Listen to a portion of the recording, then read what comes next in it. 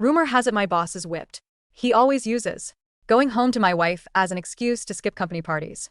At the celebration gala, a colleague gossiped, "Does Mr. Sterling not have to go home to his wife tonight?" The man tilted his chin in my direction. "Not tonight. My wife is right here." Me approaching the office building, I realized I had the wrong ID badge. Staring at the name CEO Ethan Sterling printed on the card, I wanted to cry. Braving the cold wind, I called the culprit. A clear male voice answered quickly. "Hum. I hesitated. "Did you take my badge?" He chuckled softly. Then came his confirmation. Yeah. I breathed a sigh of relief. "I'll wait for you downstairs." We can switch." "No need," Ethan said. "It's freezing. Go up first.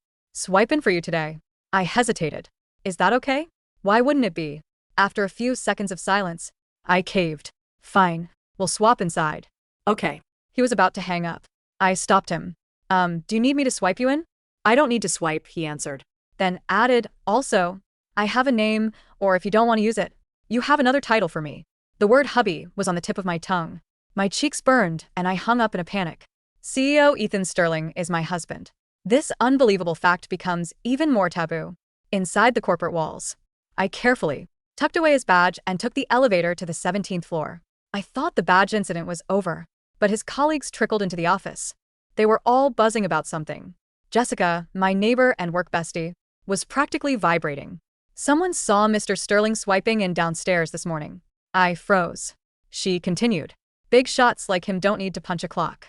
So everyone's guessing he was swiping in for his wife." I tried to argue.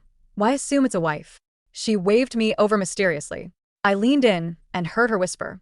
"Actually, the rumor is that Mr. Sterling's wife works right here, in the company." My knuckles turned white, gripping the armrest, my heart, and my throat. I tried to keep my voice steady. "Really, who knows?"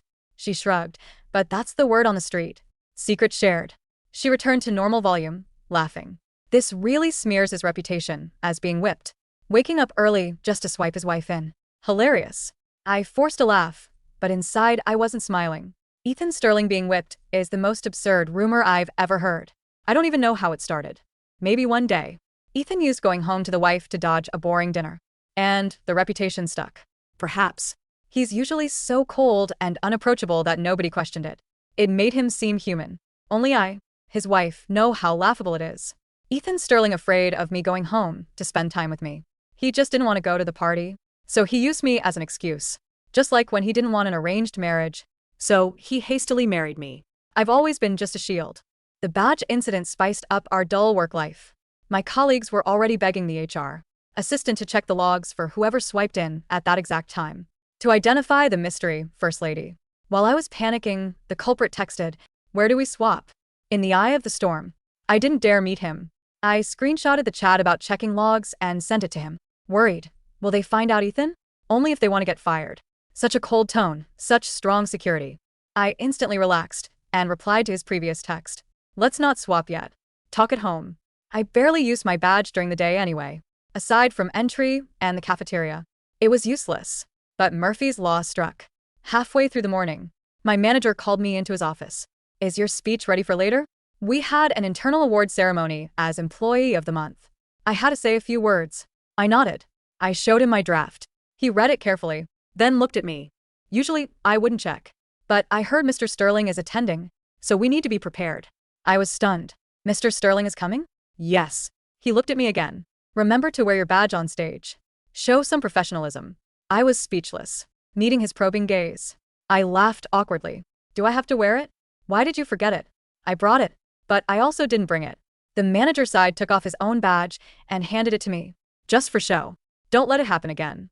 I nodded fervently and scurried out. At the 10 a.m. meeting, Ethan was indeed there wearing my manager's badge. I carefully avoided looking at Ethan. He seemed to be just observing, chin in hand, silent. Then it was my turn. I rehearsed the speech in my head, took the mic, and started speaking. Suddenly, I saw Ethan raise his phone like he was taking a picture. The lens was pointed at me. He zoomed in, focusing on something. Then a bizarre scene unfolded. Following Ethan's lead, other colleagues started taking pictures of me too. I took a deep breath. Under immense pressure and many lenses, I finished my speech. Pause erupted. I walked off stage and immediately grabbed my phone. Ethan had sent a message. A high residential close-up of my manager's badge on my chest. With a confused text, Why isn't it my badge? I rolled my eyes to the heavens.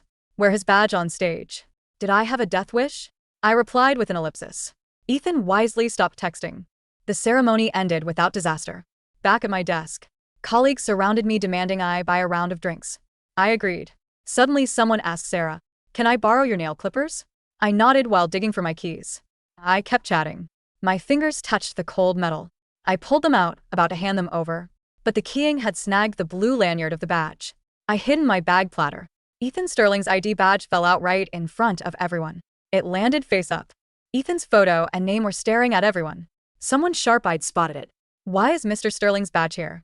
That sentence drew everyone's attention instantly. Oh my God, it really is his. It fell out of Sarah's bag. They looked at the badge, then at me. Faces full of shock and unspoken questions. Colleague who asked for clippers picked it up and handed it to me. Joking, "Sarah, you're not the CEO's secret wife, are you?" I froze. About to deny it, the manager's shout broke the tension. "Why are you all gathered here? Get back to work." Crowd dispersed. I looked toward the voice and saw Ethan walking over with several department heads. The badge in my hand felt like burning coal. I thought, I can't let them misunderstand. I have to explain, even a lie. I was about to speak when Ethan stopped in front of my desk. He looked at me. "You texted me saying you found my badge." I paused for a second, then nodded quickly. Yes. Yes. I handed it over with both hands. He took it easily, chuckling. Employee of the month, indeed. Good job. My ears burned. The manager chimed in praising my honesty and hard work. When the leaders left, I finally breathed. Jessica leaned in, whispering, "You scared me to death. I thought you and the boss had a thing." I didn't dare say I was scared, too. I feigned annoyance. "Do you think that's possible?" She scrutinized me visually. "You match, but he's married." I nodded. "A married man. I really want to know who his wife is." Jessica gossiped. "She's so low-key. If I were Mrs. Sterling, I'd tattoo it on my forehead." I laughed. She showed me her phone. The group chat is guessing. "Sophie from Projects is a top contender." I made a questioning noise. "Sophie is a rich girl slumming it. Her family knows his family." I nodded along. She continued. "But the favorite is still Chloe from the CEO's office." "Proximity is power," I agreed. "True. And now you're on the list." He grabbed my shoulder, teasing. "Since his badge fell out of your bag, people are saying you two spent the night together." The badge incident was a wake-up call. I thought nobody would suspect me, but one slip-up almost exposed everything. I decided to be more careful. When Ethan got home, I went up to him and separated our badges on the entry table. "From now on, keep yours away from mine." He raised an eyebrow, and Keys moved his keys away. "Grabbing the wrong set would be scary. Don't put them together." He looked down at me. "What else? Is your office mug still that couple's one? Change it. I'll buy you a better one." The mug was a freebie. I got.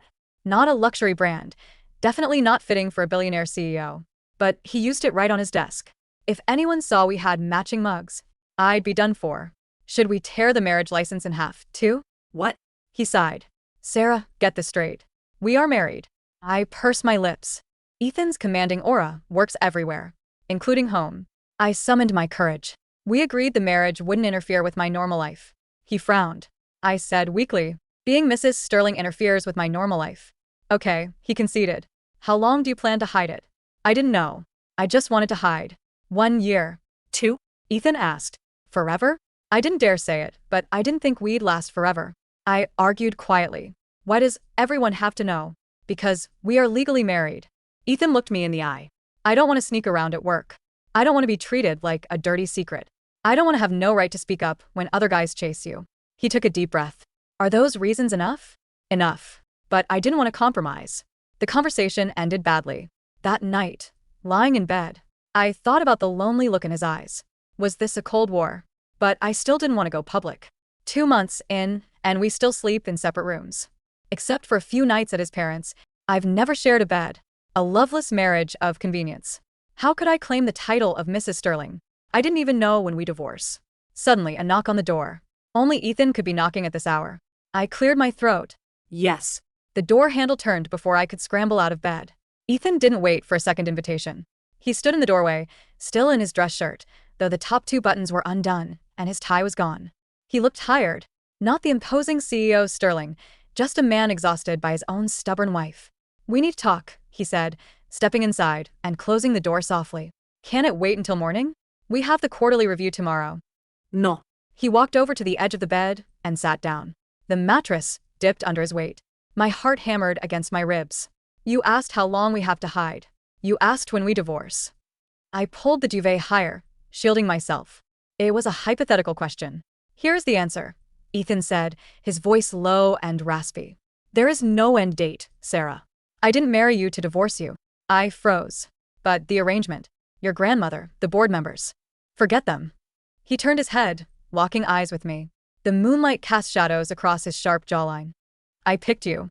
Out of every eligible socialite, every business partner's daughter, I pointed at the file with the messy resume and the employee ID photo where you blinked. You saw that photo? I whispered, mortified. It was cute, he said, a ghost of a smile touching his lips. Then his face sobered. I'm tired of sleeping in the guest room, Sarah. I'm tired of watching Mark from accounting flirt with you by the coffee machine. Mark doesn't flirt. He brings you bagels. That's flirting. Ethan stood up, seemingly agitated. I won't force you to go public if it scares you. But inside this house? No more separate rooms. If we're going to make this work, we act like a married couple. And if I say no? Ethan paused at the door. Then I'll sleep on the floor outside your room until you change your mind. He meant it. That was the terrifying thing about Ethan Sterling. He didn't bluff. Fine. I breathed out. But give me time. Just move your things in tomorrow. Don't expect miracles. I don't need miracles, he said, the tension leaving his shoulders. I just need my wife. The truce at home didn't stop the war at the office. The next morning, I arrived at my desk to find my cheap, chipped, I hate Mondays mug gone. In its place sat a sleek, matte black ceramic cup. It was understated, heavy, and clearly expensive. There was a sticky note attached. It retains heat better. I crumpled the note and hid it. As I sipped my coffee, Jessica rolled her chair over. Ooh, fancy. Did you treat yourself? Something like that. I mumbled. Weird, she said, tapping her chin. I just came from the top floor to drop off files. The big boss has the exact same mug on his desk. Like, identical. I choked on my latte. Coincidence. Target probably had a sale. Jessica narrowed her eyes. Ethan Sterling does not shop at Target, Sarah. He shops at places where the price tag is, if you have to ask, you can't afford it. To make matters worse, the rumors about the mystery wife had mutated. The current theory was that Ethan was dating a supermodel, which was why he was so secretive. That afternoon, during a project briefing, I had to present a budget proposal. The room was packed. Ethan sat at the head of the table, his face unreadable. I was halfway through explaining the Q3 projections when Sophie, the daughter of a major shareholder and the woman everyone thought Ethan should marry, interrupted. Sarah, honey, Sophie drawled, checking her nails. These numbers seem a bit pedestrian. Are you sure you factored in the currency fluctuation in the Eurozone? It was a blatant attempt to make me look incompetent. I did, I said, keeping my voice steady. If you look at page 4. I just think, Sophie spoke over me, smiling sweetly at Ethan, that maybe we should have a senior analyst handle this. No offense, Sarah. You're great at admin work. The room went silent. Sophie was effectively calling me a secretary. Ethan didn't look at Sophie. He looked at me. He tapped his pen on the table. Sarah's projections are flawless, Ethan said. His voice wasn't loud, but it carried the weight of a gavel strike. In fact, she's the only one who caught the discrepancy in the logistics budget last month. I trust her math more than I trust anyone else's in this room. He turned his cold gaze to Sophie. And Sophie, the next time you interrupt a presenter without having read the report yourself, you can leave the room. Sophie turned beet red. Jessica kicked me under the table, mouthing, "Oh my God."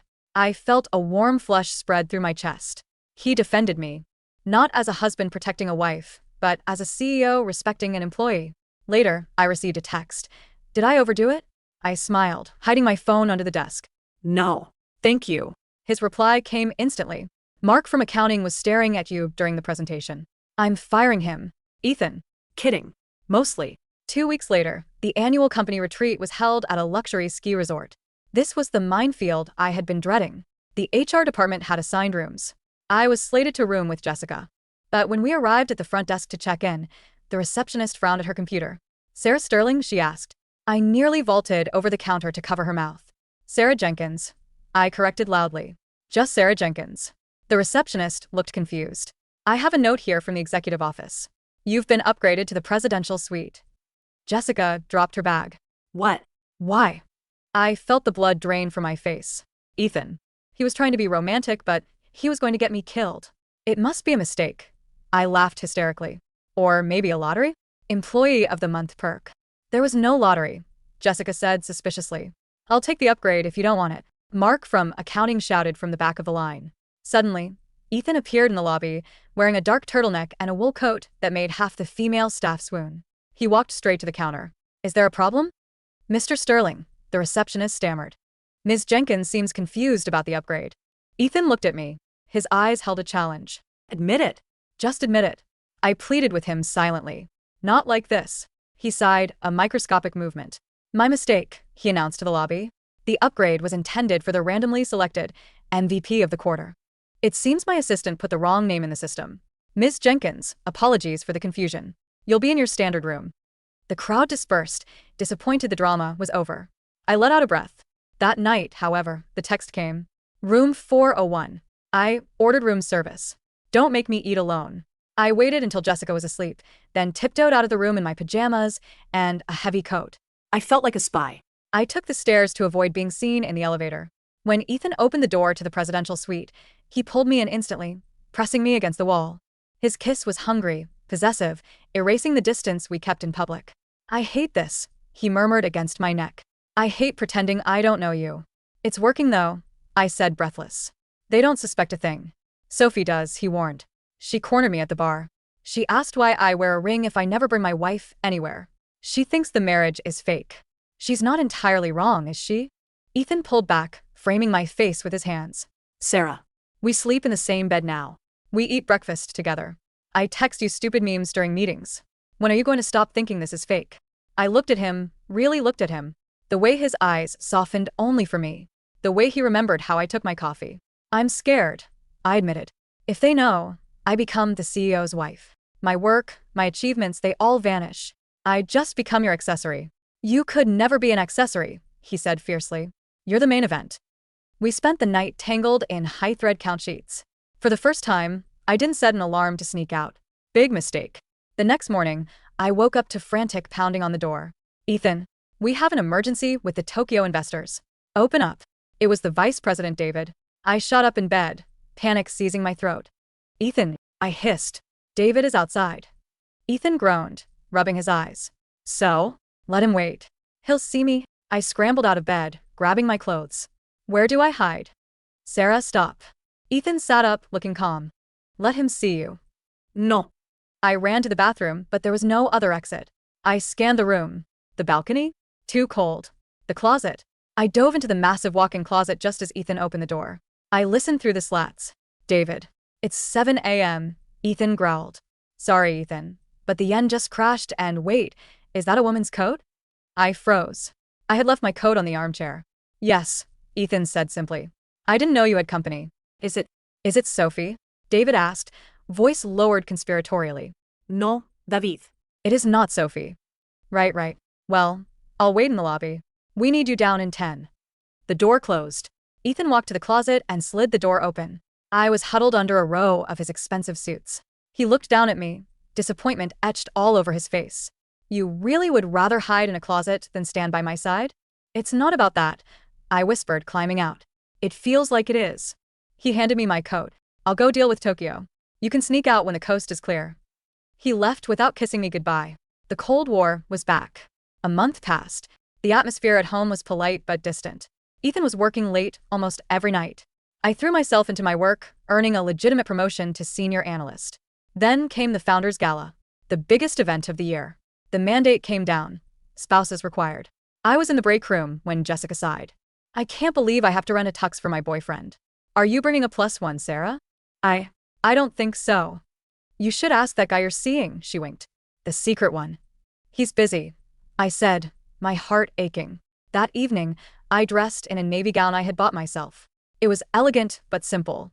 I planned to stay in the shadows, eat some hors d'oeuvres, and leave early. When I arrived at the ballroom, the glamour was suffocating. Chandeliers, champagne towers, a live orchestra. And there was Ethan. He looked devastating in a tuxedo. He was surrounded by board members and Sophie. She was clinging to his arm, wearing a dress that screamed, future first lady of the company. My stomach twisted. Rumors were flying that tonight, Ethan would announce his divorce and engagement to Sophie. It was absurd, but seeing them together made me nauseous. I tried to blend into the crowd, but Murphy's Law, as always, intervened. The manager, a bit tipsy, spotted me. Sarah, congratulations on the promotion. He clapped me on the back, causing me to stumble forward, right into a waiter carrying a tray of red wine. Time slowed down. The tray tipped. I braced for the stain, but it never hit me. A blur of black motion stepped in front of me. Ethan. The wine splashed across the back of his pristine tuxedo jacket. The ballroom went dead silent. The music stopped. Ethan didn't even look at the jacket. He gripped my shoulders, his eyes scanning my face. Are you okay? Did it get on you? Ethan, I whispered, horrified. Your jacket. Everyone is staring. Sophie rushed over. Ethan. Oh my God. Look at this mess. Sarah, you clumsy idiot. Look what you did. She reached out to shove me, a small, petty gesture of dominance. Ethan caught Sophie's wrist in midair. His grip was not gentle. Don't, he said. His voice was ice cold, loud enough for the entire room to hear. Do not touch her. Ethan? Sophie stammered, shocked. Why are you defending her? She's just an employee. Ethan released her and turned to face the room. He looked at the board of directors, the gossiping colleagues, the stunned managers. Then he looked at me. He held out his hand. Sarah isn't just an employee, he said, his voice ringing with absolute authority. I looked at his hand. This was it. The cliff's edge. If I took it, there was no going back. No more hiding. No more just Sarah. I looked at his eyes. They weren't commanding now. They were pleading. Choose me. I took a deep breath. And I took his hand. Ethan interlaced our fingers and pulled me to his side. He looked at the crowd. Sarah is my wife. The gasp that went through the room sucked the air out of the building. Mrs. Sterling. Ethan corrected, looking directly at Sophie. And if anyone has a problem with her, they have a problem with me. He looked down at me, a smirk finally returning to his face. Now, I believe I owe my wife a dance. The next morning, the office was chaos. I walked in, bracing for impact. The moment I swiped my badge, my correct badge, the security guard stood up and saluted. Good morning, Mrs. Sterling. I turned bright red. Just Sarah, please, Ben. When I got to the 17th floor, it was dead quiet. Jessica stared at me, her mouth hanging open. You, she whispered. You. The badge. The mug. This secret boyfriend. You are the greatest actress of our generation. I'm sorry I didn't tell you, I said guiltily. Jessica slowly broke into a grin. Are you kidding? Seeing Sophie's face last night? That was the best moment of my life. Tell me everything. Is he good in bed? Does he fold his socks? Jessica. Just then my phone rang. It was the internal line. Mrs. Sterling. Ethan's voice came through, rich with amusement. Please report to the CEO's office. Is this official business? I asked, trying to sound professional despite the butterflies. Strictly, he said. I need to discuss the new company policy regarding husbands kissing their wives during work hours. I smiled, grabbing my notebook. I'll be right there. 6 months later, the rumor mill had settled, but a new legend had taken its place. They said CEO Ethan Sterling was the most terrifying negotiator in the industry, a cold-blooded shark who could dismantle a competitor with a single email, unless his wife called.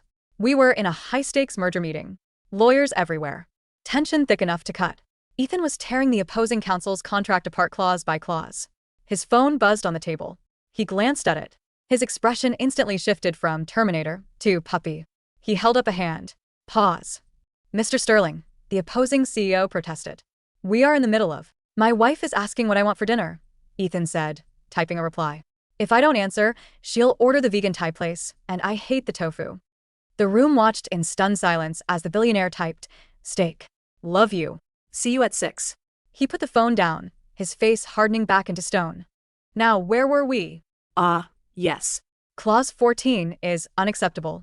As I walked out of the elevator to meet him in the lobby that evening, he was waiting. He held my bag for me as I swiped out.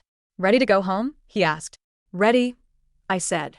He kissed my forehead, right there in front of the reception desk, in front of the security guards, in front of the world. Let's go.